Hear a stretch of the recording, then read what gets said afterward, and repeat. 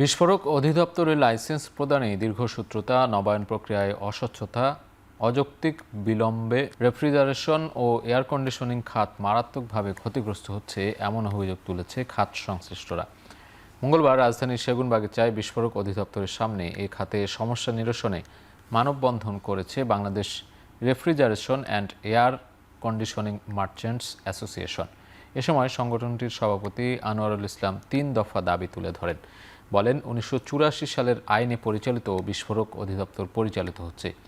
পুরনো এই আইন বাতিল না করলে রেফ্রিজারেশন ও এয়ার কন্ডিশনিং খাত চরমভাবে ক্ষতিগ্রস্ত হবে।